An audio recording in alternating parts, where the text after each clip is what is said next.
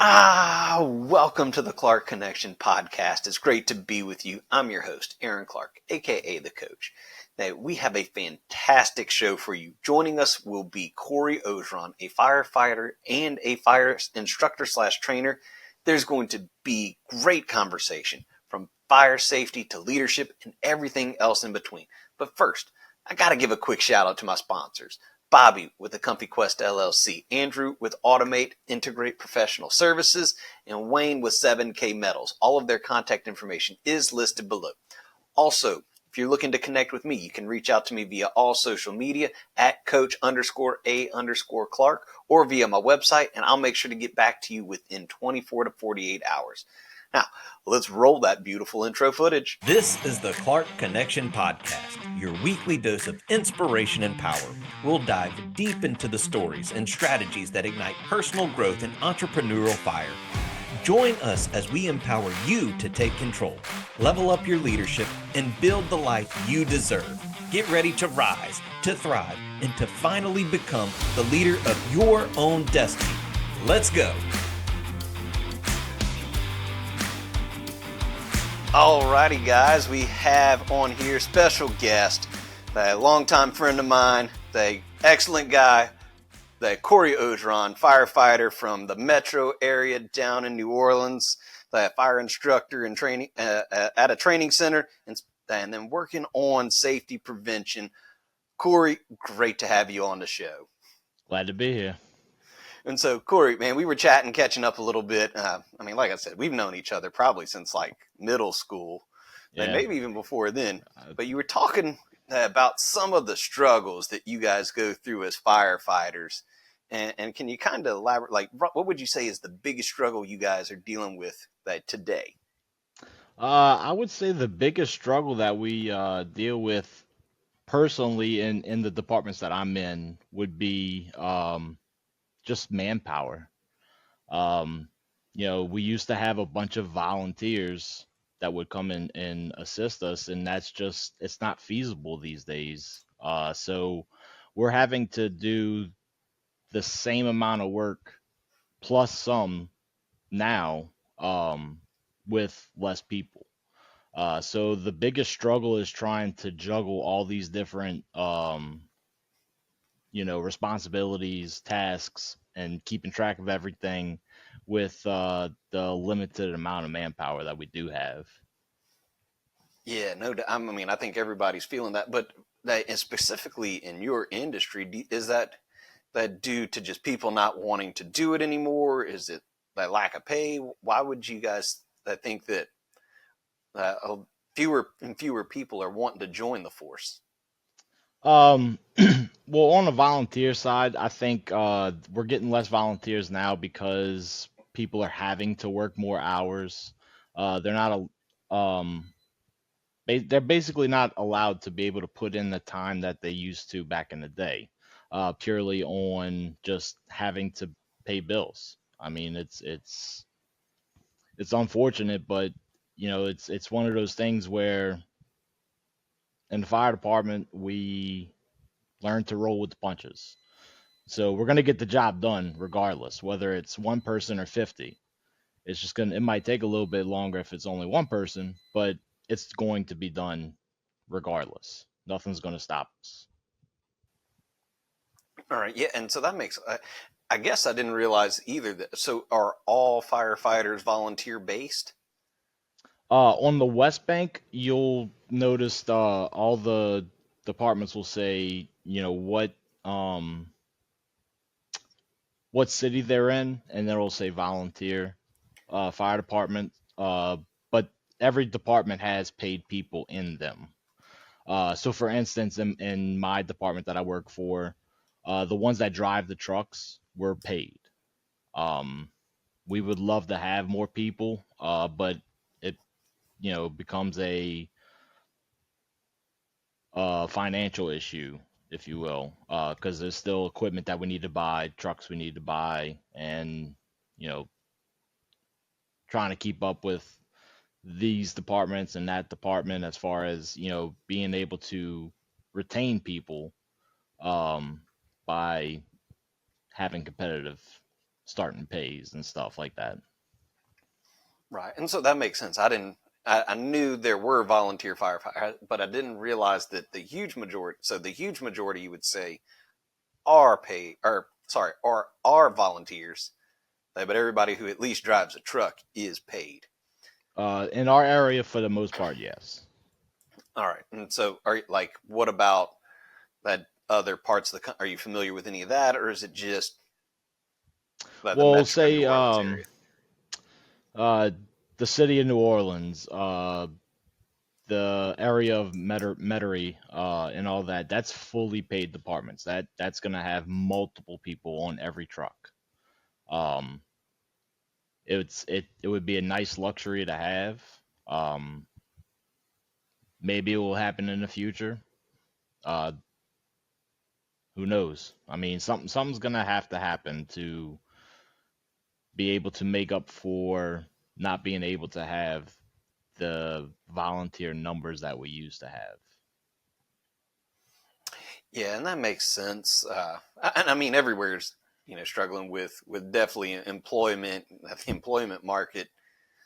Even though just about everybody I know is looking for employees, they're struggling to find good quality help. It's just not something that's out there and readily available anymore.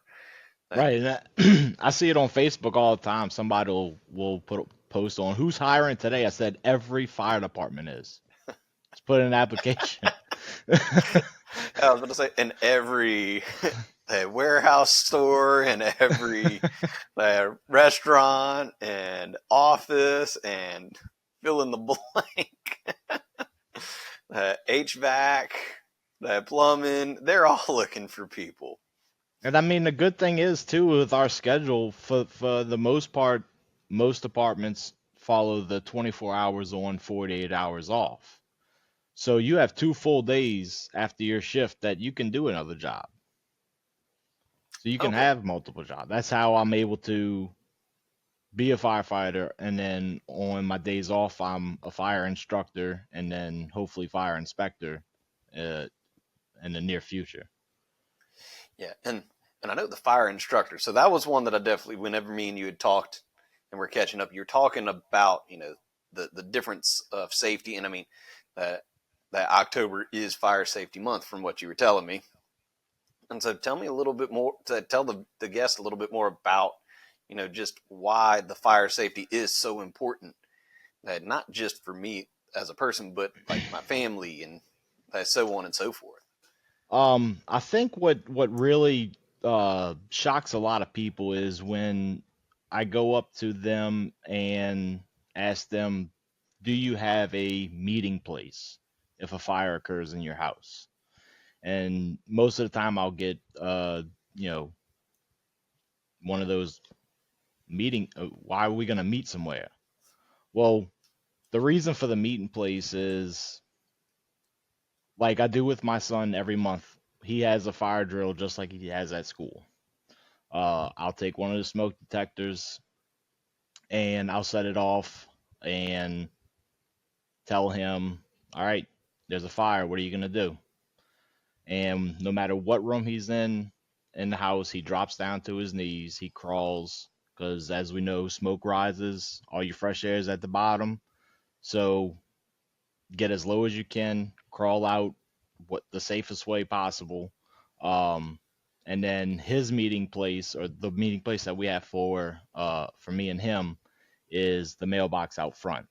And he knows that he goes to that mailbox until I get there. He does not wait for me, because if he waits for me, if something happened to me, then he's going to be waiting for a very long time. And he knows that he needs to get out and he needs to get there. And he also knows that if he gets there and then goes off somewhere else, and then I get to the meeting place and I don't see him, I make it very clear to him that I am going back in the house, because that's what parents are going to do. And that's what we want to try to Yeah. prevent. We preach about stay out, get out and stay out. But as a parent, I mean, if you think your child's still inside, it's going to be it'll be hard to find a parent that wouldn't, run through a wall for their kid. So the only way to really, harp on that and get them to understand, you know, the severity and the importance of getting out and going to that one spot and staying there and waiting for mom and dad to get there, um, is huge. And I think it's very under talked about, and I think we need to do a better job of getting that out there, getting that information out there. That way, the chances of, Lord forbid, a fatality, uh, especially with children, that's the hardest for us. But if the child doesn't know what to do at home, then that kind of falls. A lot of people think it falls on the parents, but if the parents don't know, who does it fall on? And I think that kind of falls on us for not getting out there and educating everybody on these different techniques that we didn't have back in the day. Yeah, and I mean, it's got me even thinking further than just my house. What happens if that were to happen while I'm at work? What if that happened?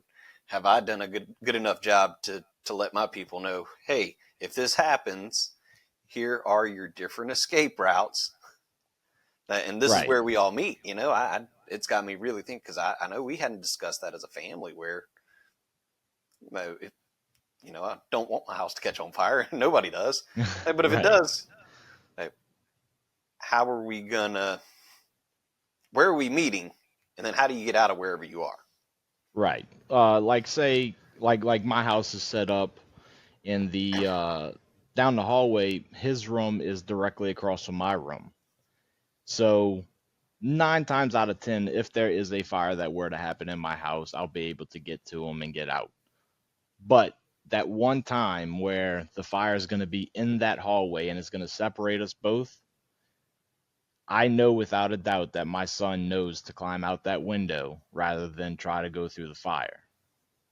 Um, and I know there's, a lot of people are thinking children, they're at a delicate age, they shouldn't know all this, but this is a time when to teach them when they're learning, they're soaking everything up. Um, you know, Also, if parents have trouble having their kids clean up their room, my kid cleans his room because I told him if the fire happens, you're not gonna be able to see. So if you have a toy on the ground, you're gonna trip on it and hurt yourself, and then you're not gonna be able to get out. No, and those are harsh. I mean, I hate to call it a harsh reality, but it's stuff that we need to Right. know. It's stuff that we need to think about, and that's got me. What if what? How, so let's say I'm on. I don't have a 2-story house, but let's say I have a 2-story house, and my room's on the second floor. So I mean, when I was growing up, my room was like, what are some ways that you can get out, get down, if you're on a second floor? So I know we said first floor, you just climb out the window and boom, you're there. Right. What are some options or some techniques um that we could use? on second floors, I have seen they have these rope ladders that are made for escaping fire. Some go all the way to the ground, some may not. I don't know too much about it, but I have seen pictures of it.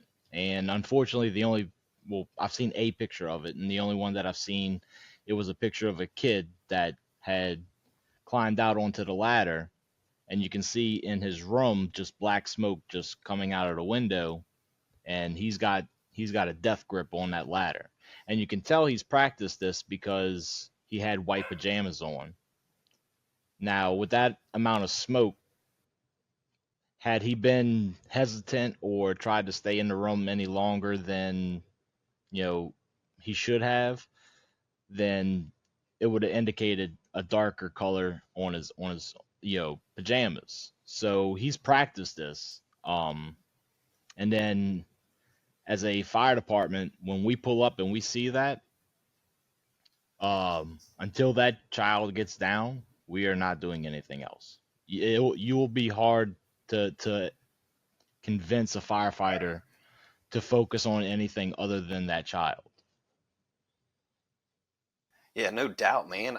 But that even brings up that other thought as I'm going through it is, even start looking for, if I'm walking through a building, I'm on the second story at the mall. How am I getting out of here if that happens? How am I going to do whatever if those things were to happen? And then even like you said, at home, practicing it with your children and making sure that they do that. Now, do y'all do anything? Do you work with your son on anything like as far as like hey, they just randomly call home and like, all right, hey, house is on fire, get out. He's not to that age yet, Okay. to where he's home by himself. But I like to use the smoke alarm, because doing it over and over again, just like how they do it in school when they set the fire drills off, when they hear that sound will trigger something in their brain that says, "Oh yeah, I got to do this." Instead of panicking and hiding under the bed or hiding in the closet or hiding under the sheets. No, it's time to move. It's not time to hide. It's not time to, wait on mom and dad. Mom and dad's going to get out. You need to get out too. Yeah, and that's a great point. I think let me use this. This is what you're going to hear. This is how you're going to know. And it's it's like with coaching or playing football or anything like that. Like, Repetition. you got to do it and do it and do it and do it. That way, whenever that moment comes, it's the opening kickoff in the championship game. You're not like, what do I do with my hands? Exactly. Just leave them by your side, Ricky Bobbie. And like we do with even with studying vocabulary words, I have it instilled in him. I said, we don't do things until we get it right. And then he follows it up by saying, we do things until we can't get it wrong. I said, exactly. And that's when you've mastered something. And that's huge, huge, huge. Because I know that we've talked about it. One of my things is personal growth and development. So I love, love, love that. I preach that all the time is right when you're starting to get bored with it. All right, that's when you're starting to learn. Keep pushing. Right. Even I mentioned that in another, podcast that as growth, it hurts. It's not tough. It's not fun. So no. Yeah. I like that. I'm glad you had brought that up. And so other thing, while as being part of the fire department and doing that, the leadership is, as I was hearing, has to be a huge thing. I'm assuming y'all do a lot of leadership training and development, and things like that. Definitely. As the way the fire service is set up is, say my truck gets a fire, and right as of right now in my fire department, I'm not an officer, but if I'm first on scene, I am in command of that scene. So you could be a week out of the recruit class, and if you're on a fire truck and you're driving it to the call and you're the first one there, you are in charge of that scene. So that's why a lot of people drop out of recruit classes, because we're so hard on them, but we have to be hard on them because they're going to be thrown into these situations, and it's not for the faint of heart. It's going to be a very, very chaotic scene. Like I tell people all the time, people don't call 911 because they're having a good day. You're going to see people probably on the worst day of their life. And you have to learn how to mentally prepare yourself to be able to say, okay, take a deep breath, slow your mind down. All right, remember your training. You got to do this first, this first. You got to do all these things in steps. If you mess up one step, you may be able to come back from it, but it makes it that much harder. kind of like I was when I was watching LSU Saturday. Uh, we won the game, but we had to overcome the refs. I mean, it makes it that much harder. So you also had to overcome being down 17-0. You didn't put yourself in a good spot. That was something until you just said it, I'd never even realized that. So as a firefighter, I join the force and I'm 2 days out and you say, Aaron, hey, you can drive the truck. If I'm the first one there, I'm in charge of the scene. Now, does that ever change? Like if like the chief or the captain or somebody else, or is it nope? Aaron's always in um, charge. it all depends. Most of the time, when a chief officer or a captain does come on scene, they will take control, unless the person that is in command of that scene is doing a good job and has everything lined out. Um, if they don't feel the need to take it, they don't have to. They can leave it as it is. Um, but 9 times out of 10, once the chief officer gets there, he's gonna take command, and and really what that does is that frees up that person from going into a command position where he has to stay out and keep track of this and that and all that, and he can actually go in and assist putting the fire out or assist doing search and rescue, and let the older chief officers kind of take that role of keeping track of everything. Okay, yeah, that makes sense because I was like, wow, I mean, but it also makes sense if you're there and you've got a good feel and I'm like, hey, this and this and this and this is going on, and you come on the scene being a veteran guy, you're just like, yep, Aaron's got it. I'm going to do what he needs me to do. And it really comes down to what type of leader that officer is. If he's a micromanager, of course, he's going to take it probably from the truck down the street, even if he waits that long. Um, but you know, I've seen officers that have. I mean, it's happened to me. This was probably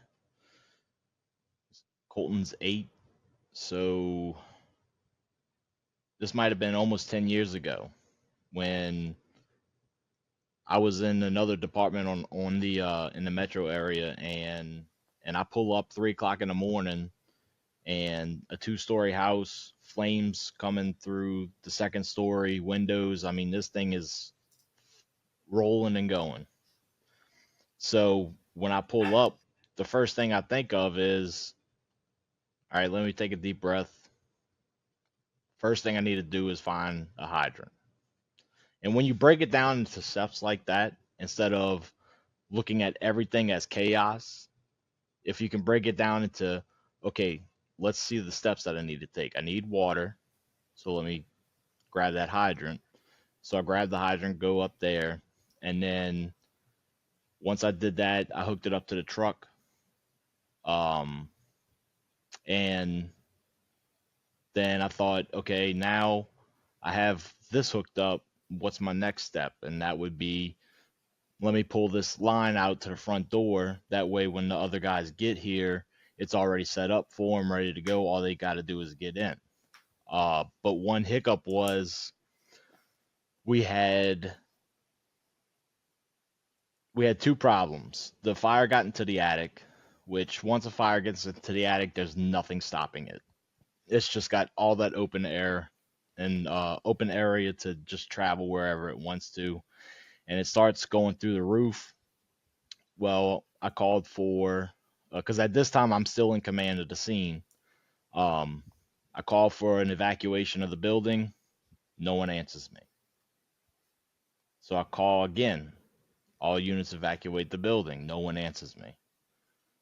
So I call for fire alarm our dispatchers, and I told them, I said, to tone out an evacuation tone. They toned it out. Still no answer. So I'm thinking back to my training, and I don't know if you ever seen the the last line of communication that we have with the people inside, if our radios aren't working, we do 3 long horn blasts on the fire truck. Finally, after I did that, they came out. And the guy told me, said, had I not blown that horn, he'd have never known, because his battery malfunctioned on his radio, and he couldn't hear anything I was saying. So it's it was a little thing, but sometimes it's those little things that you need to kind of remember, because it can actually be the difference between life and death. Yeah. And so it made me think that whenever you're talking, first thing I did, I got to the scene and I hooked the truck up to the hydrant. Why would you hook up directly to the truck instead of just using the hydrant Well, itself? what I did was I actually I put the truck in the park, jumped out, took the 4-inch hose off the back of the truck and wrapped the hydrant, and then started driving forward. Because remember, I'm by myself. So, Okay. so at that point, I go over the radio and said, I have a water supply established. It needs to be hooked up. Whenever y'all get here, charge the hydrant. I have it hooked up to the truck already. Now, my truck has a tank of water. So when I pulled those hand lines off of the truck and charged it, that's what I was charging it with, was the water that was in the tanks of my truck. Now, for a fire that big, the tank would not have been enough. It would have had to be. And what we ended up doing was putting the ladder up anyway. So we definitely needed a water source. And come to find out, there was a hydrant directly across the street from the house fire. But and the funny part is that the neighbors were trying to tell me that. They were like, "Hey, there's a fire hydrant down here." I'm like, yeah. I was like, I have literally 1,000 things going through my head right now. I can't hear you. I just know what I need to do. I know I needed to get water. I had a source. Did I have to pick up more hose than I needed to? Yeah, unfortunately. But I mean, sometimes it is what it is. I knew that I had a water source secured. So that's all I was worried about. Yeah. No, and I like how you said you break it down into the smaller steps of that to help control or calm your mind when you show up. Step number 1, I need water. Step number 2, how do I then assess? And just really breaking it down into the small steps. Going back to, like you said, that training, that and then having to be able to communicate with everybody. And I mean, I'm sitting on the edge of my seat. I'm like, oh no, please tell me that guy that went in, please tell me he got out. So I'm glad. I mean, awesome to be able to think that you were able to just think on your feet like that. But that comes all down to the training and leadership that you guys go through and do. Right. And so, yeah, that's pretty cool with that. So that now that that brings up another question for me. Now that you've learned from that, like, hey, I probably should have paid a little bit more attention. Is that something whenever you pull up to the scene, if they have people outside, you might ask, hey, is there a fire hydrant closer? Or is this the closest one? Or are you not even concerned about that at that point? It's just, hey, get water hooked up. Well, at this point now, we have technology that we didn't have back then. Kind of like how we grew up without internet, and now we have internet. We There was a time all our before trucks. internet? It was very brief, but yes. At least in my house, it was. In the 80s, right? The 70s, something like that. 70s. I thought that was the last time they didn't have internet, man. At least that's But what my kids think.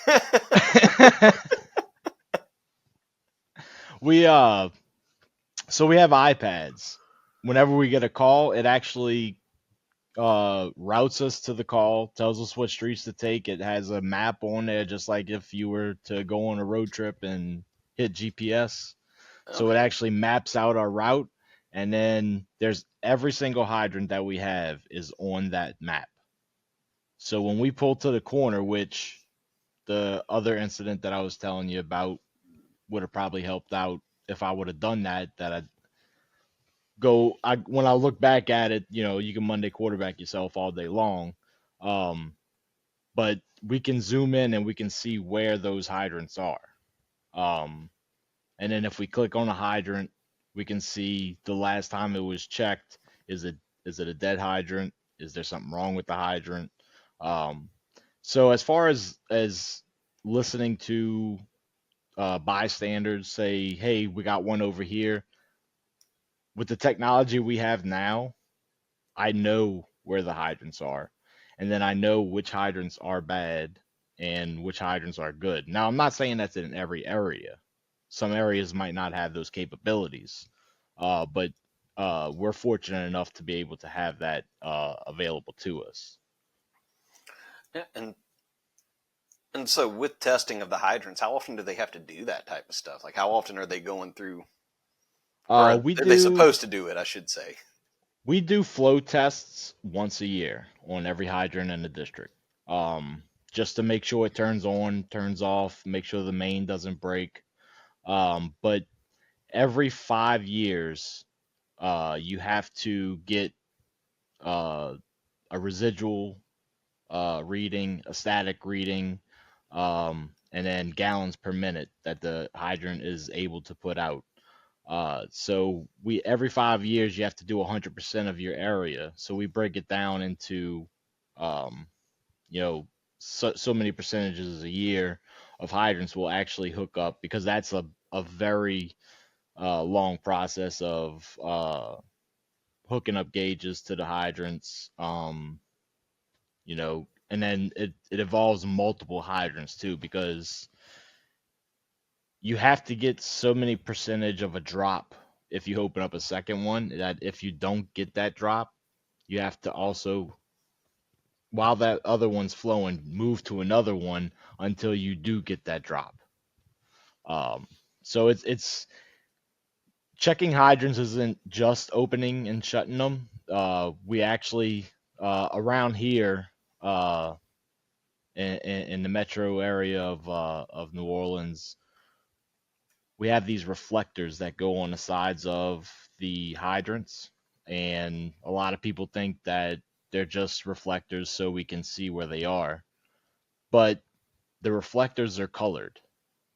So you have blue, you have green, you have orange, and you have red. And depending on what color it is telling us how many gallons per minute comes out of that hydrant.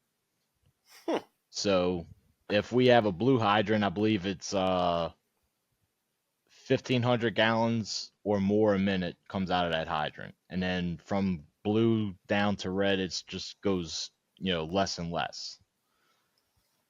Yeah, that's cool, man. I didn't, because I've seen the reflectors on the fire hydrants, and I just thought like, oh, that's so people see it and realize, hey, don't park in front of it, because I mean, I know you're not supposed to do that and what have you, but it never realized that it was actually meaning something. Well, it's kind of like a two-way meaning for us, that we can actually see it at night, but also we can see the color. And if we see the color, we know, okay, well, our pump has the capacity of flowing 2,000 gallons per minute. I can hook this up, this up, this up until I need to go to another hydrant, because this one will be tapped out. Yeah, that makes a lot of sense on why that, man, I say learning something new, man. That's all part of growth. They learning Yep. new stuff, man. Dude, that's cool. And then kind of going back to how we were talking about the, fire safety in the house. That, well, what or where do you guys see that most fires actually start? Like in the home? Or like what might be the main causes of a home fire? Uh, Mostly, from my recollection, we've had a lot of problems with, like, just electrical equipment in general, whether it be the wiring in the house or, um, a piece of equipment that malfunctioned, that overheated and caused something else to catch on fire. But the kitchen fire also, that's also a big one too. Just because a lot of people, when they see flames, tend to freak out. So we all know that you can't put water on a grease fire. If you put water on a grease fire, it's just gonna Mm-hmm. ball up and make a bad situation really worse. Um, but not only will it make the flames bigger, but depending on that pressure of that water, you might be splashing grease that's on fire on the cabinets that are above the stove. Um, so I would suggest to everybody that they get an all-purpose fire extinguisher and keep it in the kitchen. Yeah, I don't know if mine's all purpose, but I'm definitely gonna have to check that.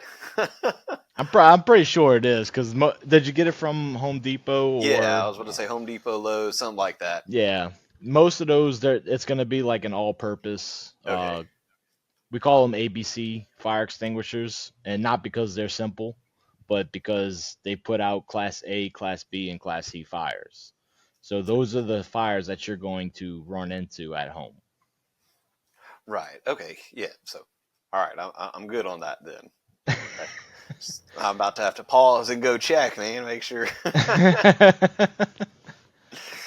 But yeah, and I didn't know, like, if, with it coming up, I assume why they made October Fire Safety Awareness Month is because you start to run into those cooler months and more people are actually putting fires in their house or space heaters, etc.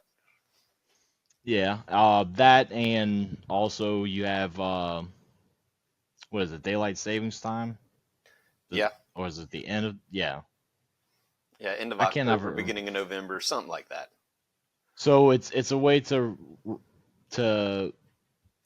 remind everybody to change their batteries in their smoke detectors.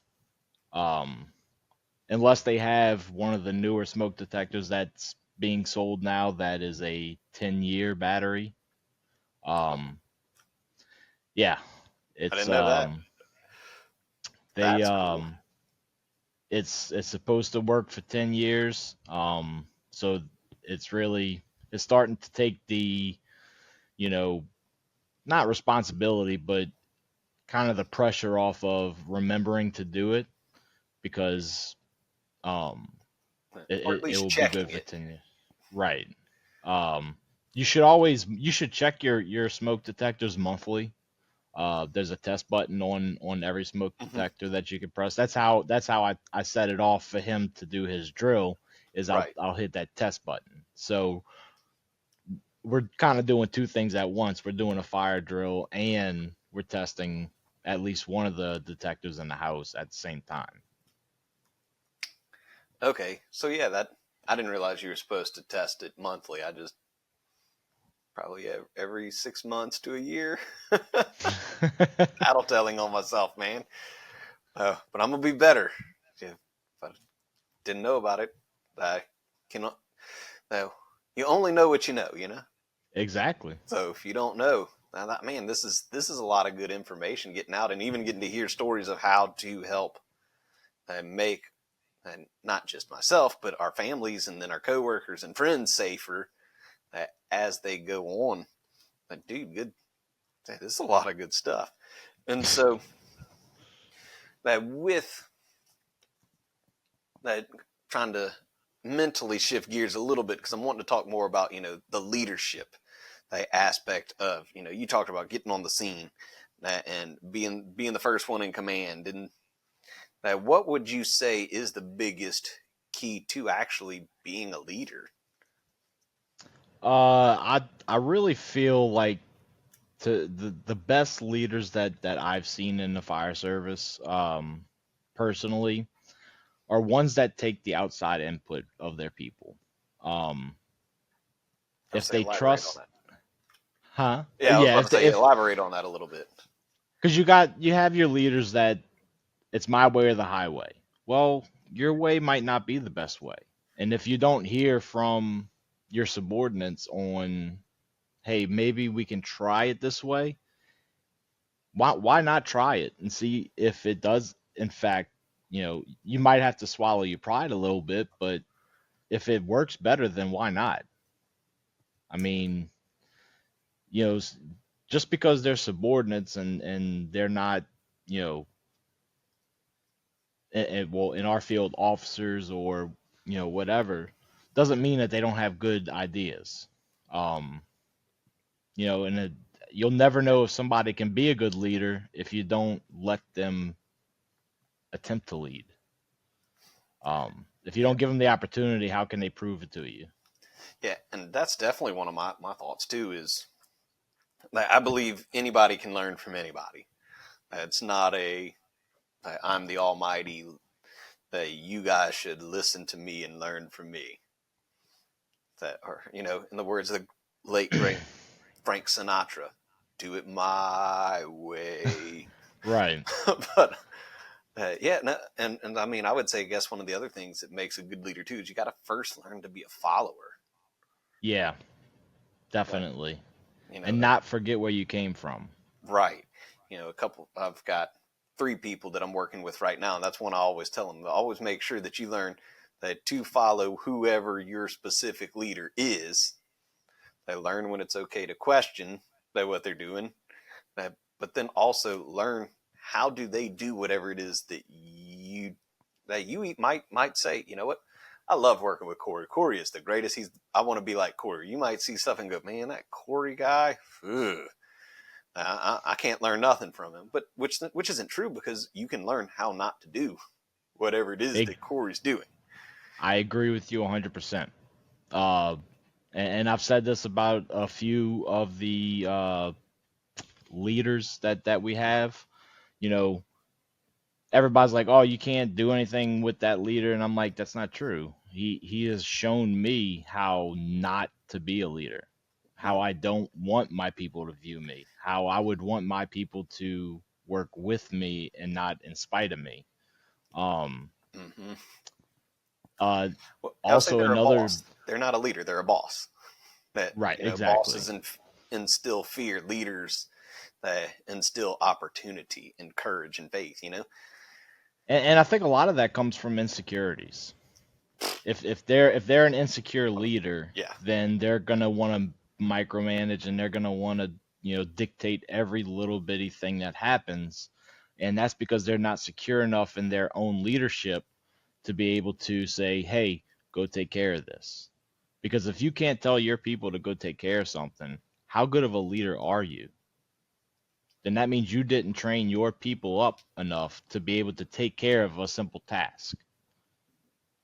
And maybe not always that you didn't do a good enough job teaching them, but sometimes that's hard, because how you tend to move up in most industries is you start off at the bottom, and then as I become the best widget maker or whatever it is, well, then I move a step up. And then the higher you start moving, the more you've got to start depending on what's beneath you. And I hate to say it beneath you, but beneath you in order to support you as you go along. And it's hard to learn that delegation and not want to be the one, like you said, hey, I've got to hook up the truck to the hydrant. I've got to make sure all the lines are ran out. I've got to make sure we're spraying on this and that. And that fire is too big for you. You got to And be you're able to right. depend on those around you. And actually a lot of and I might be tattling on myself here, but a lot of the stuff that I was doing in that certain scene was buying myself time. I never want to look like I'm not doing something. But even when I'm not doing something, I'm doing something. So me stretching out that hose, it may have looked like I was, you know, you know, what's his name from Backdraft? Uh, Just like you were Kirk like, hey, I Russell. don't want to Kirk, start working. yeah, I'm scared to go do whatever it is. But as you said it, I was like, that's pretty ingenious that, we're hooking the truck. I got to make sure the truck's hooked up. Let me make sure that when the rest of the guys show up on the scene, that they're able to get to work right away, instead of, They just make it like, hey, I'm over here working. What are you guys doing? Oh yeah, get all your stuff set up. Right. Now you Yeah. were, Well, I mean, and that's basically what it is that, I am setting them up for when they get on scene, but at the same time, I'm trying to, in the back of my mind, I'm like, come on, guys, get here. It's 3 o'clock in the morning. There ain't no traffic. Come on. oh come on, man! In the New Orleans area, there's always traffic. It's like New York City, but in the South. Right. No, but But that was good. That was good. And one good quote that one of my chief officers told me that I didn't hear until this year. God gave you 2 ears and 1 mouth for a reason. That's so you can listen twice as much as you can talk. So you need to learn when to listen and learn when to talk. And I am still myself learning when to listen and when to talk because my pride gets in my way too much. And if someone says something, I have to. I just sometimes I can't help myself. yeah, I was But about to say, you got to tell me when you're dropping truth bombs. I'm over here trying to pick my toes up so you don't step on me, man, because I know you're not talking at me. No, it's so true though. That just you got those 2 ears, 1 mouth. that doesn't just stop once you become a leader. I mean, even when you're a leader, it doesn't mean that you become Picasso and cut an ear off. You still have 2 ears and 1 mouth. Listen to your people. Make Mm-hmm. sure that they feel valued. They feel like they're appreciated. And without that, then what you're going to end up with is a bunch of people that just come to work because they have to pay bills instead of coming to work because they enjoy the environment and they feel valued in the company. Yeah, not just valued, but knowing that they're doing something that's worthwhile. Right. What you guys are doing is definitely worthwhile. I mean, I don't know that I'd want to sign up to, hey, burning building, let's go.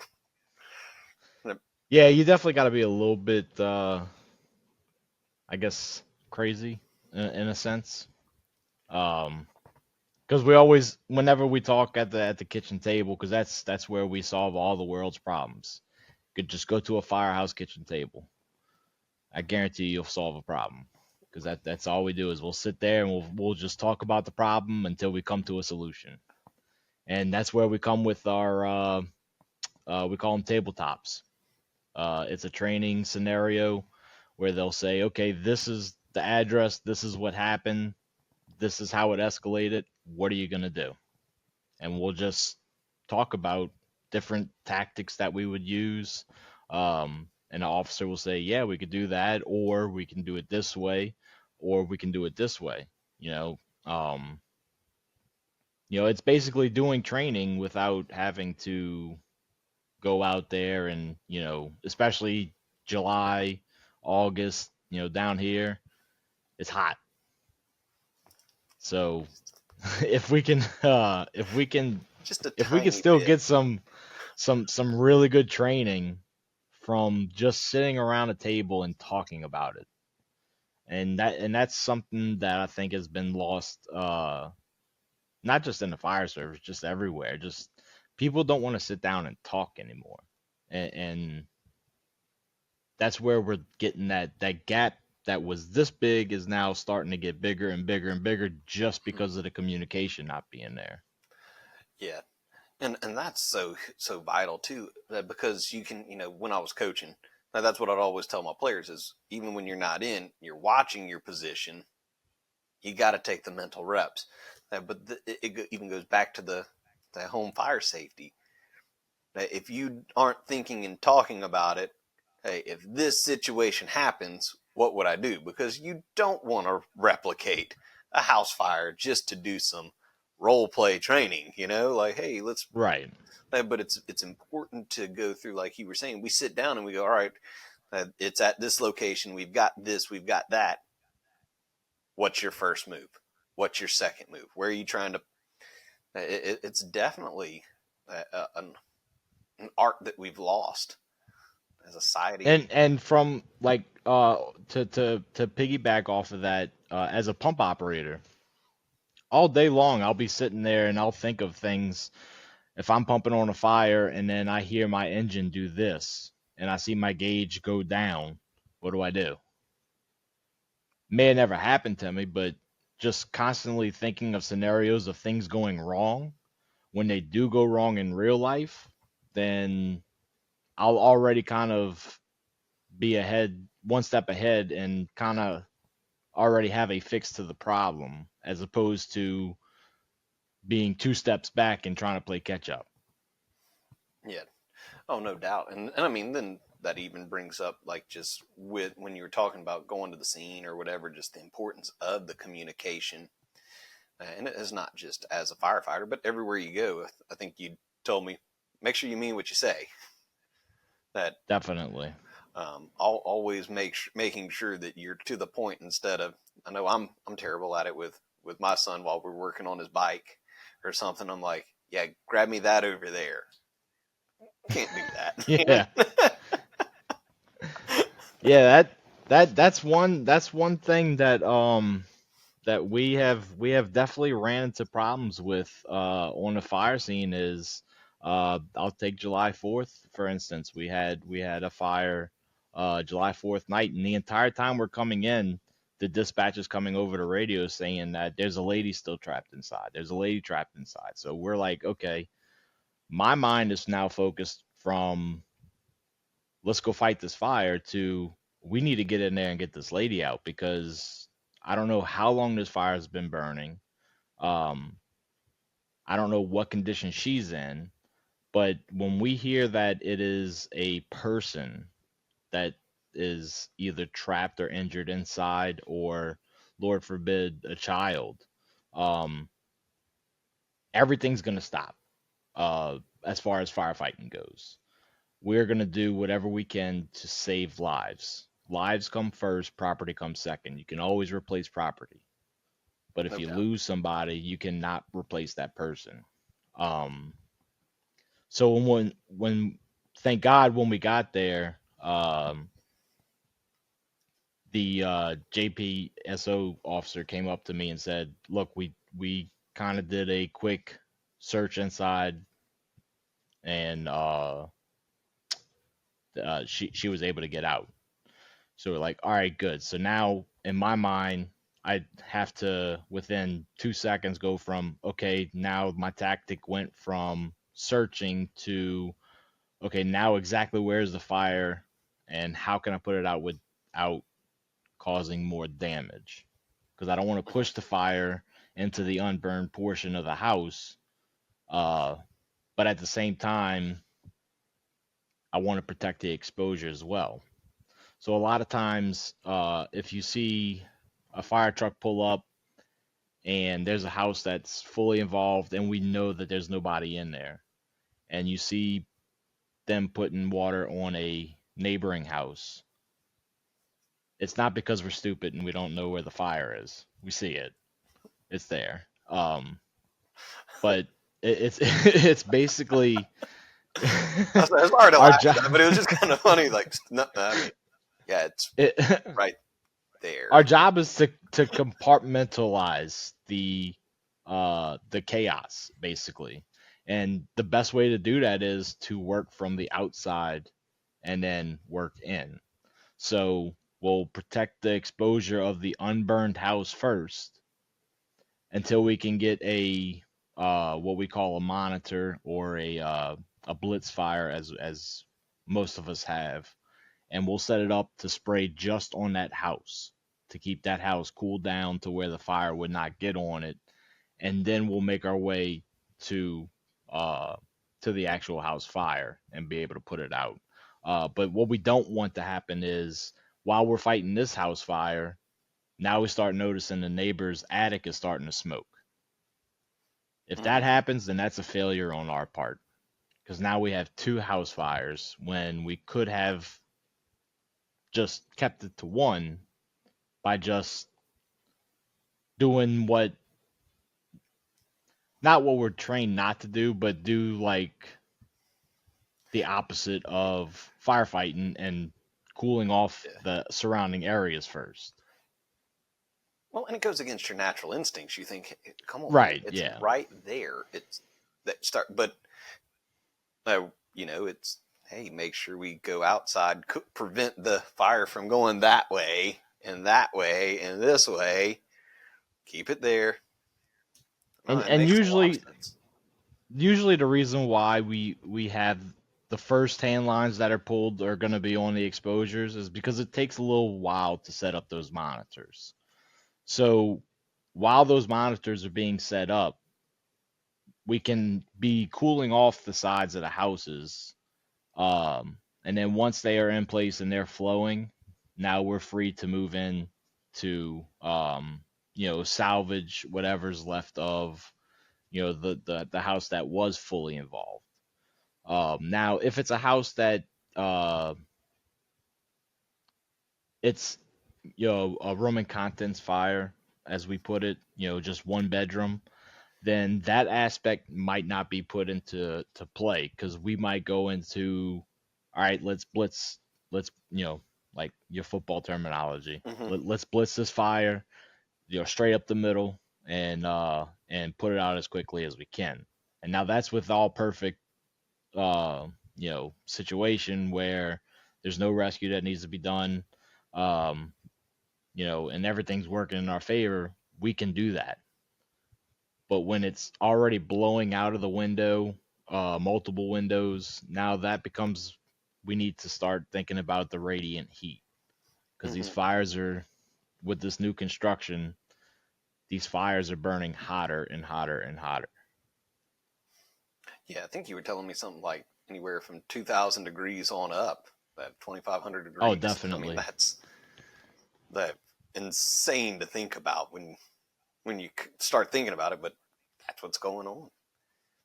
Yeah, it's basically, everybody has the energy efficient windows. I know I have them, and it's great to keep the heat out.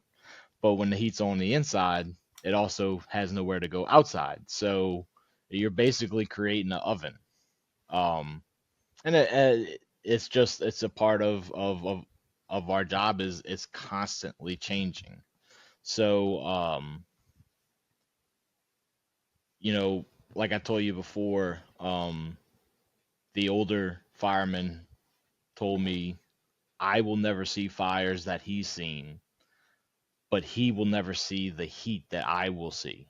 Because in the older construction, it wasn't as uh, energy efficient, had plenty of space for that heat to go. Um, so there wasn't really a lot of heat buildup. So with the heat buildup comes um, a lot of off gassing from furniture and stuff that isn't in the original room, where if it was an older style house, that heat wouldn't get to that area. But because it's basically an oven, now you run the risk of the entire house basically being able to spontaneously combust because of the heat buildup. All it needs is oxygen. Hmm. And when we open the door, it's got plenty of that now. So Right. now we're changing our tactics to where when we do open that door and we go in, we have somebody stay at the door, hold that door closed, even though it might be open this much because the hose has to go through it. Just that much can mean a lot rather than it being wide open. Yeah, no doubt. No, and I mean, those all great stuff that you got to think about, and I'm loving the aspects that we're learning about. The leadership aspects, teamwork. The personal growth and development that goes on, and then even helping and training your house. And so, kind of as we're winding down, reaching the top of the hour, that that that Corey, why is it that what is Corey's why? Why does Corey do what Corey does? Uh, Short answer, Backdraft. The movie Backdraft. When I watched it as a kid, I knew that's what I wanted to do. Then Katrina hit. Um, saw the rescues done on TV. First thing I did when I got back from Katrina, sign up to be a volunteer. So I've been in the fire service since 2005. And so did the volunteer for 2 years, and in 2008 is when I became a paid firefighter. And then I think I waited a little too long than I probably should have, but I didn't progress in the career like I should have. Um, I waited too long to get my instructor.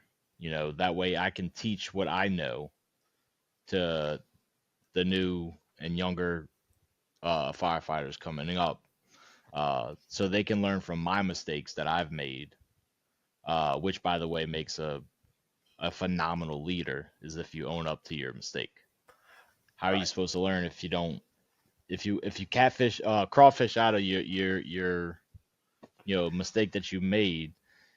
I mean, if you make one and it turns out bad, just own up to it. Yep, I'll say you can't learn and get better. Right. But I do want to, not that you waited too late. It was just a little bit different, I like to tell everybody God's timing is perfect. That ours isn't. It's not always what we wanted, but that's what happened. Yep. And so, what would you say? So, last question I'm gonna ask before we close it out is, what's something I should have asked you that I didn't ask you?